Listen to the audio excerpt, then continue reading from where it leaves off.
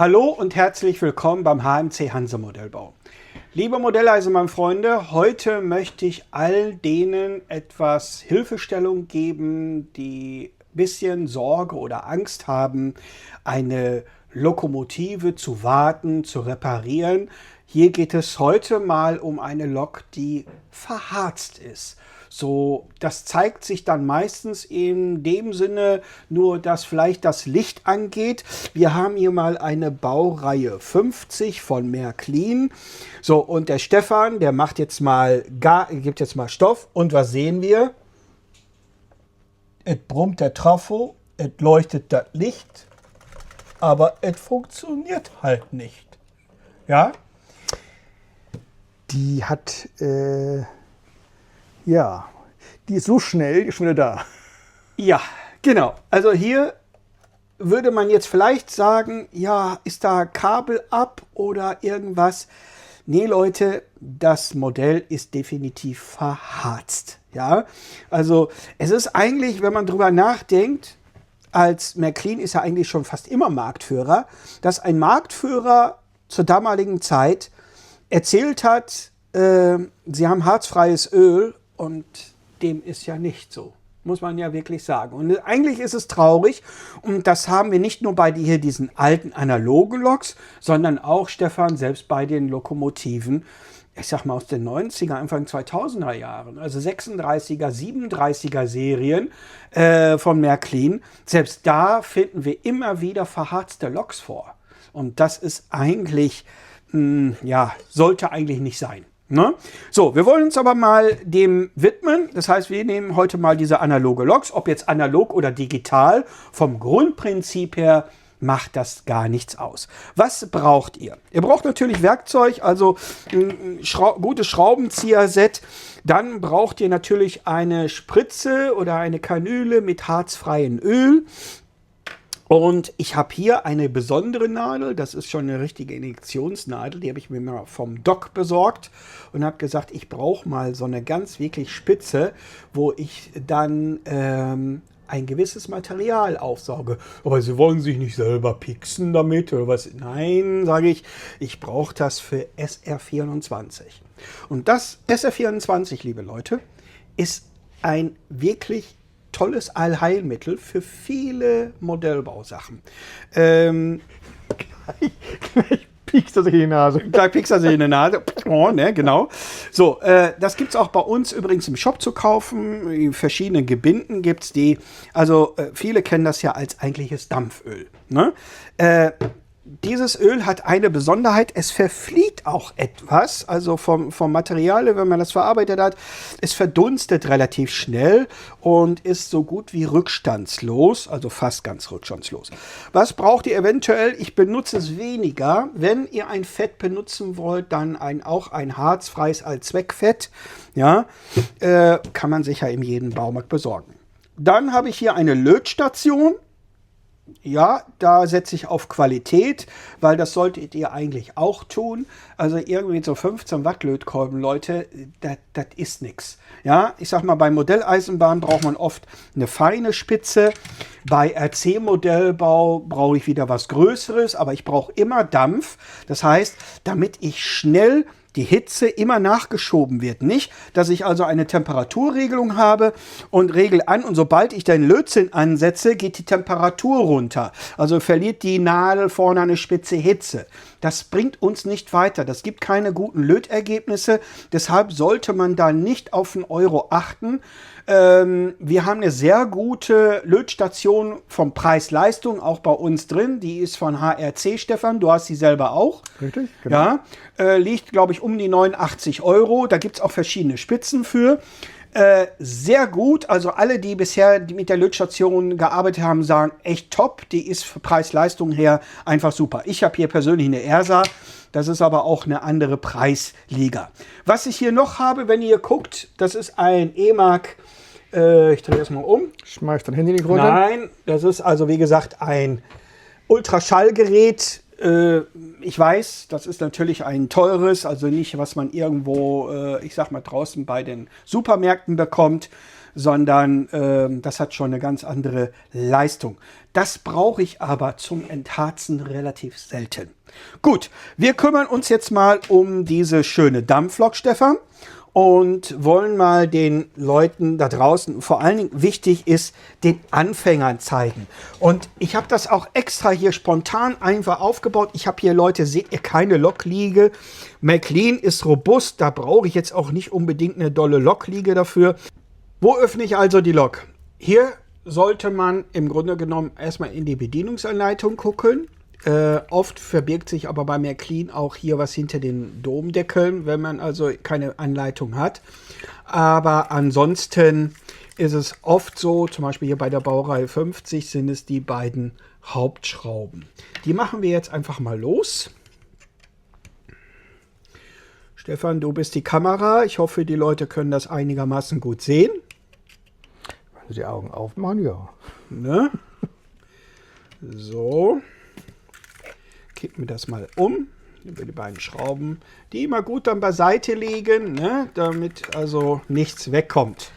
Das ist immer das große Problem. So, dann können wir die Lok, das schwere Metallgehäuse abnehmen. Und jetzt haben wir hier den Bereich des Motors. So, das erste, was wir hier machen müssen, ist, ihr seht hier die Kabelführung. Das heißt, die ist hier einfach oft eingeklemmt über diesen Kondensator, der hier ist. So, den machen wir erstmal hier ein bisschen hoch und dann können wir hier zumindest die Kabel freilegen. Ja, dann, wir müssen hier das Motorschild, das müssen wir abnehmen. So. Damit wir ein bisschen mehr Zugang haben. Immer vorsichtig, weil manchmal sind die Kabel recht stramm, so wie hier auch zum Beispiel das schwarze Kabel, das ist hier angelötet. Und nicht, dass ihr das dann abreißt, denn dann brauchen wir wieder die Lötstation. Ne? So, dann nehmen wir hier die Kohlen raus. Guckt hier, da haben wir die Federn. So, die nehmen wir jetzt hier hoch, legen die einfach hier oben drüber. Ne, das hat jetzt nicht geklappt. Den Finger zur Hand nehmen. So. Hier auf der Seite auch. Rüberlegen. Damit gleich die Kohlen dann rausnehmen können. Man kann die also jetzt hier auch rausschieben, aber es geht dann einfacher. So, und jetzt macht euch im Grunde genommen, wenn ihr Anfänger seid, am liebsten immer ein Foto. Damit ihr sehen könnt, wo ist was. Wenn ihr guckt hier unter dieser Schraube, da ist ein sogenanntes Blech. Ja. So, das muss auch wieder genau so, dass es nicht irgendwo aneckt und nachher Kurzschluss auslöst. Also auch genau wieder so dann anbringen. So, jetzt nehme ich mal eben hier meinen Schraubenzieher, muss ich den breiteren nehmen. Und da lösen wir jetzt hier die Schraube. Die sind auch immer relativ lang. Wie ihr seht, die gehen also immer ziemlich weit rein.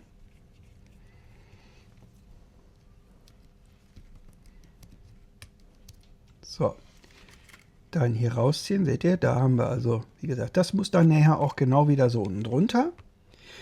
Und dann einfach schon mal merken, denn wenn wir das gleich abgenommen haben, hier sind die Kohlen unten, nicht hier oben. Ne? Also nicht, dass wir das Motorschild nachher wieder verkehrt einbauen. Da spricht jemand aus Erfahrung. Daher vielleicht, ich rede jetzt immer für Anfänger auch, lieber ein Foto machen mit dem Smartphone eben. Damit man auch verrichtet. Merkt ihr schon? Und jetzt geht hier schon, kann man das auch schon abnehmen. Geht das schon los. So, jetzt drehe ich die Lok mal um. Und könnt ihr das ja auch sehen. Ne? Das lässt sich dann hier schon abziehen. Jetzt müssen wir hier ein bisschen vorsichtig sein, damit, wie schon gesagt, man nicht die Kabel abreißt. Also das Motorschild vorsichtig. Ne? Ist sie noch drin? War noch nicht ganz gelöst. Die sind echt nicht kurz, diese Schrauben. So, und jetzt können wir das hier abnehmen. Schaut mal. Und dann haben wir den Anker schon freigelegt. Und wenn ihr hier guckt, guckt mal, den können wir hier nicht drehen. Der ist ja eigentlich, der müsste frei zu drehen sein. Ne? So, und manchmal sind die sogar so hart verklebt, Das hatte ich letzte Woche. Da musste ich dann echt die Zange zur Hand nehmen, um dann vorsichtig dann immer durch Bewegung die rauslösen. So, oft ist das Problem der Verharzung entweder hier in dem, ich sag mal, im Sinne des Motorlagers. Da kannst du, ich weiß nicht, Stefan, mit der Kamera, das glänzt auch da so leicht. Ne? Wie gesagt, aber das glänzt, das ist nicht ölig, sondern es klebt. Ja, so, und jetzt gucken wir mal hier das Zahnrad. Guck mal, das geht ganz schwer zu drehen. Also normalerweise muss das richtig leicht gehen. Und das kann man jetzt ja auch hier mit dem Finger.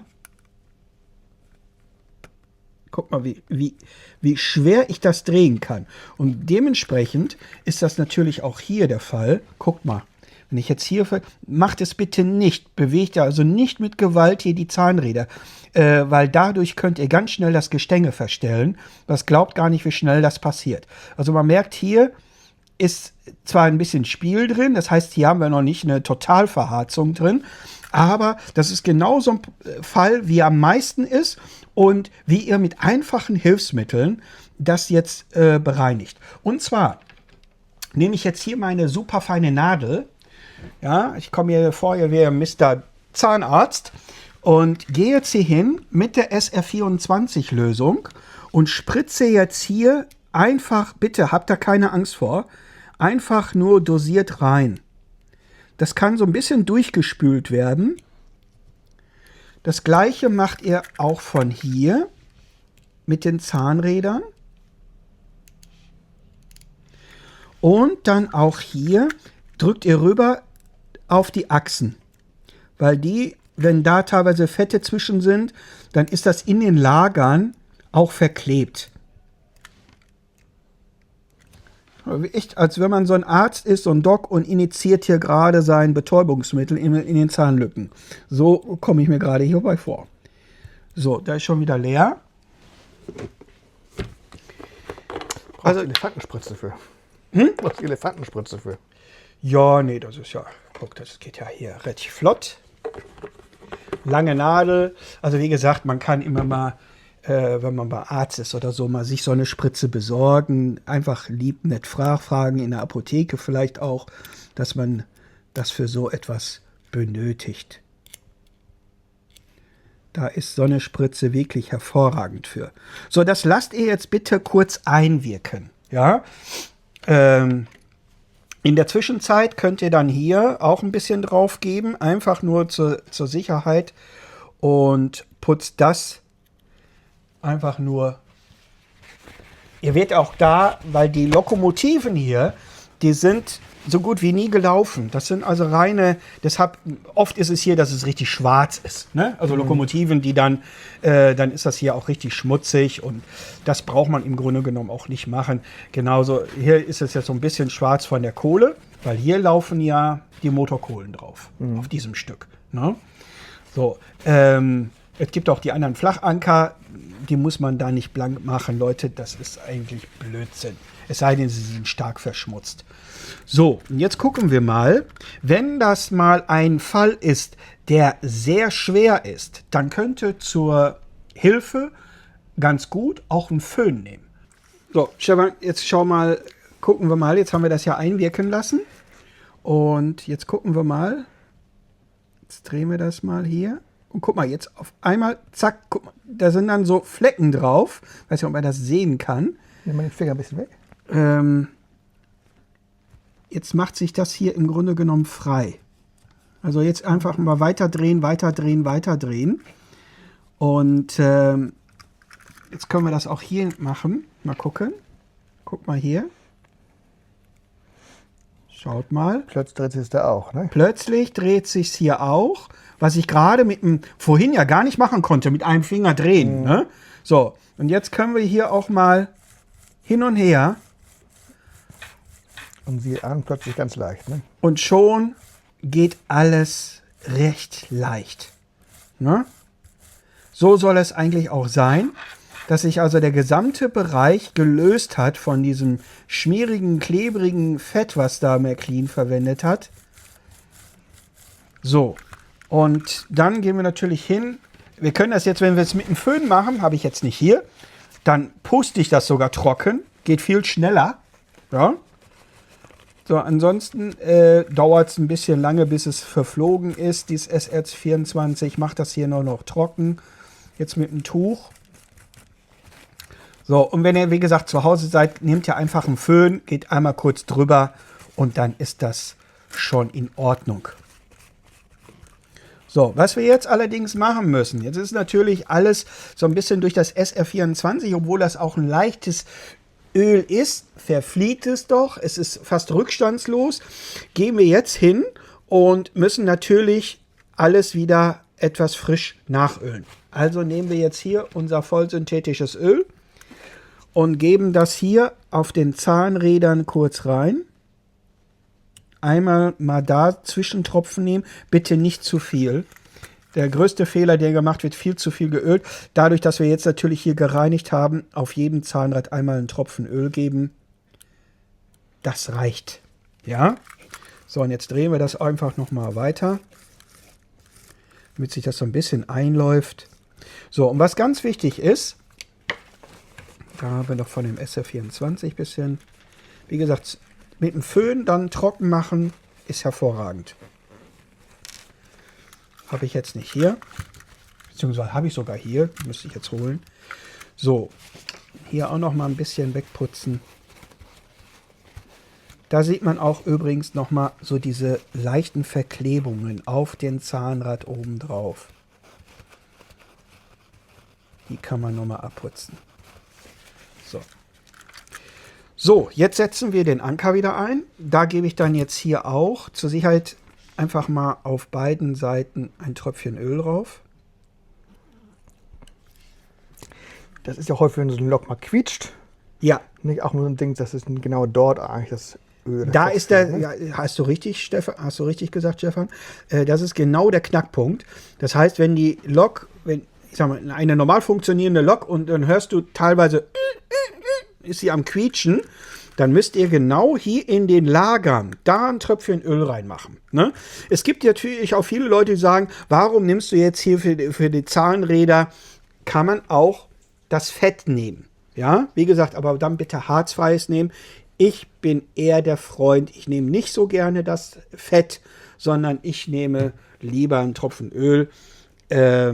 Ist, ich denke mal, völlig ausreichend bei Lokomotiven. Ja. So, guck mal, er dreht jetzt also schon recht frei hier auch. Die Zahnräder drehen wieder locker leicht. So, und jetzt können wir das schon wieder hier weit zusammenbauen. Vorsicht nur, durch die ganzen Sachen hier wickeln sich ganz schnell, wie man sieht, die Kabel hier drum. Nicht, dass hier was abreißt. So. Da wollen wir einmal den. Ja, wenn mein Kabel abgeht, ist auch so schlimm, lücken sie wieder an. Ne? Ja, das ist richtig. Aber man muss ja nicht. Jetzt hat er sich echt hier gerade verwickelt. Das passiert schneller, als man gucken kann. Ja, der Ingo. Ja. Und vor allen Dingen hier. Das müsst ihr vorsichtig sein. Der geht ganz schnell oft ab von der Wicklung her. Ne? Da müsst ihr den wieder anlöten. Das ist ja dann auch nicht so prickelnd. Also der hat jetzt hier genau den verkehrten Dreh gekriegt hier. Ja, das ist, wenn man so ein bisschen handhabt hier. Nein, freier machen. Ja, wenn man jetzt ein Video dreht und jetzt nicht so ganz aufpasst und man eben auch guckt, was man sagt, ne, dann passiert sowas auch gerne mal. Du, das ist völlig normal. Ja. Nur nicht, dass man hinterher falsch den Anker einsetzt, ne? Also beziehungsweise hier den Magneten. Ne? Das kann man immer, diese komische dicke Seite, die kommt immer nach hinten wieder rein. Ne? So, jetzt haben wir es entzwirrt.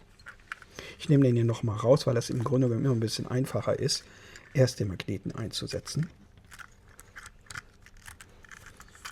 Mit den Stifte, die da dran sind. Ja, weil hier die Stifte dran sind, genau. Dann kann man das dann genau befestigen. Ja, dran. So, dann den Anker einsetzen.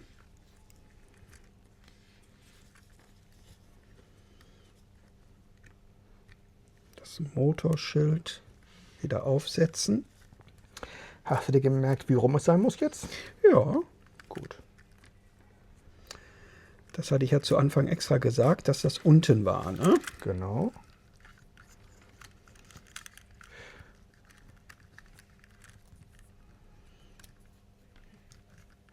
Ja, ein bisschen Fummelarbeit ist das, ne? Aber Ja, das ist, wie gesagt, immer auseinanderbauen ist immer einfacher. Oft so vom Auseinanderziehen. So, die Welle ist jetzt hier auch wieder drin. Ne? Und dann können wir das Ding auch wieder anschrauben. Hier unten die Kabel nehmen wir erstmal hier wieder weg, weil die kommen uns hier wieder in den Weg. Die wollen wir ja nachher wieder da drin verklemmen. Ne? Ja, ich sag mal in dem, wo der Kondensator ist. So. Jetzt die Schlange Schraube setzen.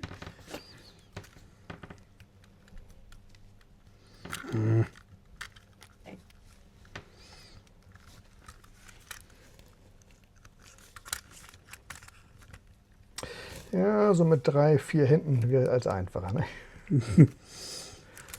Ja, es ist manchmal ein bisschen tricky. Vor allem man merkt, jetzt er sitzt auch nicht richtig. Jetzt hast du irgendwo die Schraube runtergeschmissen. Ja, die ist mir gerade runtergefallen.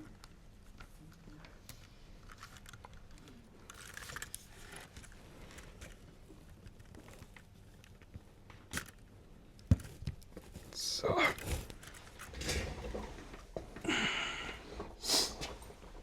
Aber die haben wir wieder gefunden. So. Ingo hat mich hier gesaugt und gewischt, deswegen ist der Boden gerade ganz sauber, sieht man doch gut.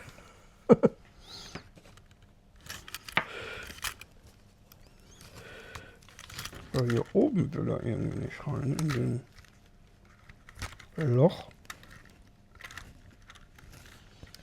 Seht ihr hier oben? Da ist er.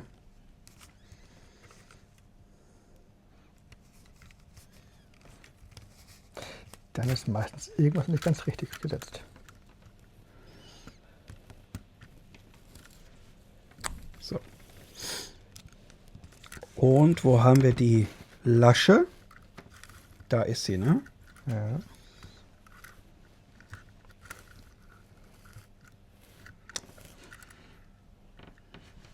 Die müssen wir jetzt natürlich hier wieder mit für auch einsetzen.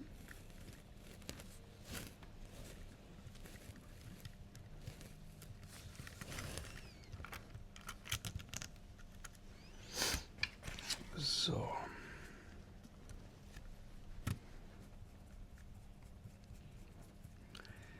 Einmal festgeschraubt. Jawohl, der sitzt.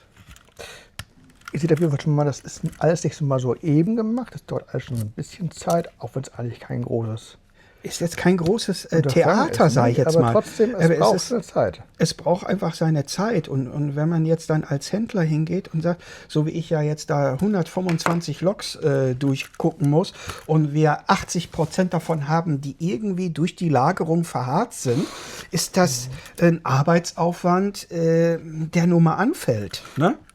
Das ist, ja, natürlich nicht so. Hier haben wir jetzt den Vorteil, dass die Kohlen, guck mal, sogar noch so drin geblieben sind. Ne? Da haben wir alles soweit fertig. Ja, und jetzt wollen wir noch die Kabel da so ein bisschen... Die Federn von den Kohlen auch wieder dran.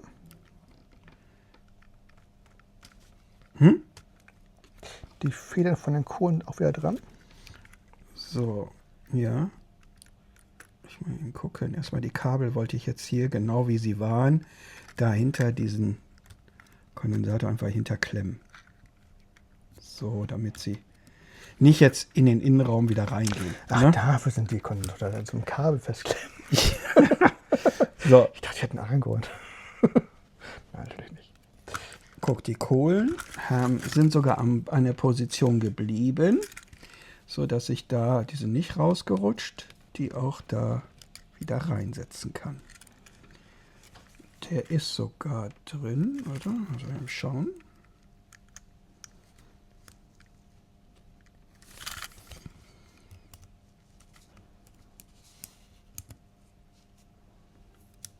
Ja, die war nicht hier.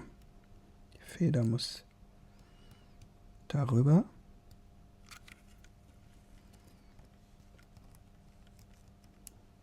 So. Klick, klick. Die Federn sind wieder drin. Kohlen sollten sitzen. Und dann geben wir jetzt im Grunde genommen noch etwas Öl einmal hier auf die Welle. Ruhig kurz einwirken lassen. Das Rest kann man eben gleich wieder wegputzen. Das ein bisschen reinzieht, ne? Damit er einfach ein bisschen reinzieht, ja genau. Ne? Wir haben ja schon einen Tropfen reingegeben, aber gerade da auf den Wellen, ich sag mal in den Lagern, da tut es wirklich ganz gut, die ausreichend zu ölen. Vor allen Dingen, weil sie da auch verklebt waren und zwischen den Zahnrädern. Ne? Hier auch, wo die Zahnräder, ich sag mal, drin liegen, da auch mal eben ganz kurz rein. Und das war es eigentlich auch schon. So, hatten wir hier schon einen Tropfen Öl gegeben? Ja, hatten wir schon, ne? So. Putzen wir den Rest vom SR24 weg. Und dann können wir jetzt natürlich bei manchen Lokomotiven, so jetzt guckt mal, hier haben wir ja auch die Beleuchtungsfedern. Bei der geht das jetzt, die sieht ja noch relativ gut aus. Aber jetzt kommt noch mal ein weiteres Zaubermittel. Es gibt oft bei vielen Lokomotiven, sind die ganz schön oxidiert. Das ist auch bei Rauchgeneratoren und so weiter. Ne? Kontakt für Rauchgenerator, der da liegt, oder eben für die Beleuchtung. Und da nutzt ihr bitte so ein Glasfaserpinsel für. Das Ding ist Gold wert, Leute. Ich zeige euch im Anschluss gleich nochmal, wozu ihr den auch zum Beispiel nutzen könnt. Und dann gehe ich jetzt einfach nur hin, halte den hier gegen. Wenn ich die Schlock schon mal aufhabe, und guck mal hier, Stefan, du kannst ja mal so die Kamera ganz nah, schon, siehst du? So, und jetzt gehe ich hier hin und putze einmal mal mit dem Glasfaserpinsel hier rüber. Schaut mal, wie schön der Kontakt wieder ist zur Lampe. Ja, so, und das kann man, wie gesagt, dann auch wunderbar nutzen für viele, viele andere Dinge. So, jetzt schauen wir mal, wir können den Test jetzt auch einfach mal machen, Stefan. Ob irgendwo jetzt noch ein Fehler bei mir passiert ist, kann immer mal sein. So, jetzt drehen wir die Lok auf. Geht nicht. Was ist das? Tja. Was haben wir jetzt hier für ein Problem? Guck mal, hast du gesehen? Da war ein Punkt, der drüber hinaus war, wo sich ganz schnell das einmal festsetzt. So, jetzt kannst du Folgendes machen. Würde ich immer machen, am Anfang jetzt die Lok freilaufen lassen. So, gib mal ein bisschen Gas. Einfach mal durchlaufen lassen. Auch mal kurz. Jetzt hört mal gleich, müsste der Ton immer höher werden. Das würde ich immer machen, damit sich wirklich alles frei läuft. In den Lagern, in den Kollektoren. Hör mal. Der Ton wird immer höher. Ja. Ne? Weil wirklich der Motor sich jetzt echt super freiläuft. Man würde jetzt sagen, wieso hast du jetzt alles gereinigt? Ja, aber diese Mikropartikel von diesem harten Fett, das löst sich jetzt mit den restlichen SR24 und den neuen Öl, löst sich das auf. So, andersherum nochmal umschalten. Genau, einmal rückwärts fahren.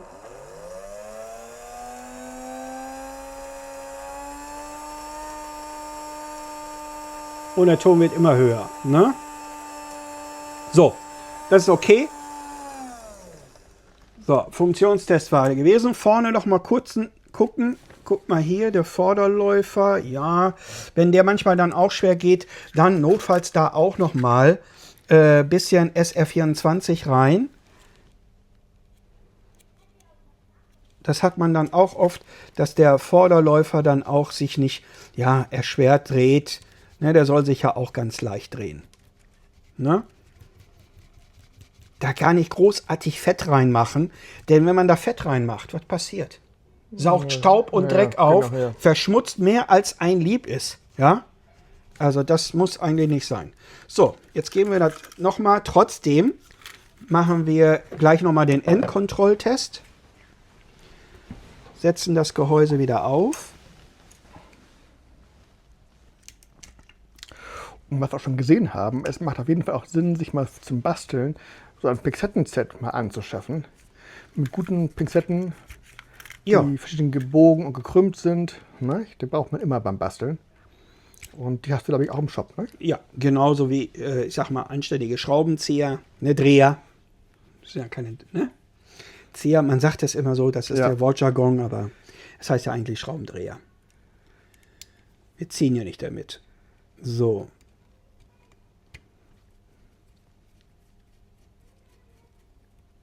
Mache ich immer, dann trotzdem, obwohl ich das jetzt schon getestet habe, das Gehäuse auf. Ich habe das schon erlebt, da machst du das Gehäuse auf und plötzlich hast du einen Kurzschluss.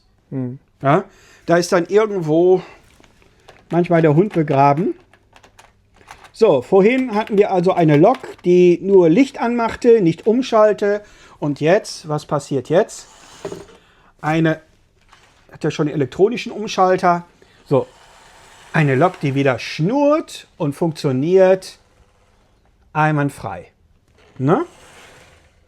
Spitzenbeleuchtung geht auch, wenn du umschaltest, Stefan. Ja, du musst umschalten. Ja, Ja, du musst einmal richtig. Ich komme aus dem Rocco-Bereich und nicht aus dem McLean-Bereich.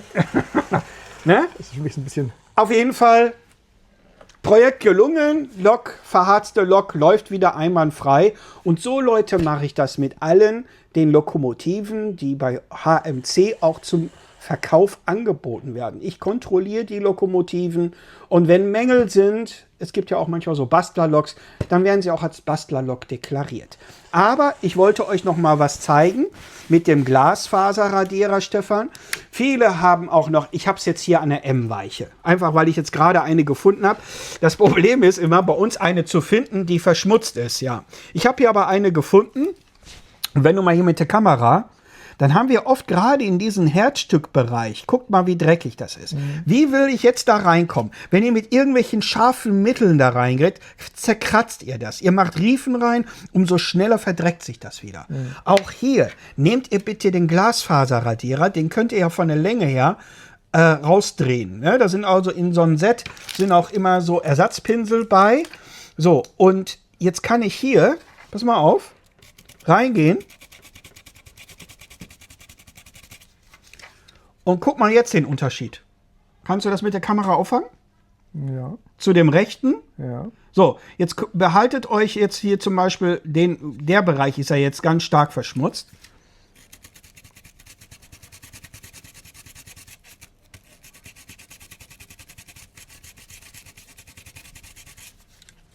Und? Ja?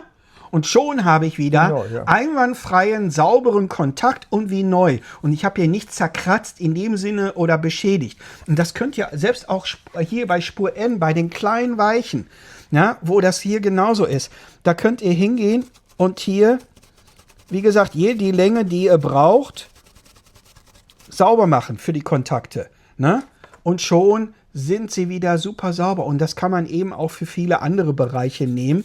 Im weichen Bereich, da wo, ich sag mal, die Sachen entlang laufen sollen, guck mal, und dann ist das wieder richtig blank.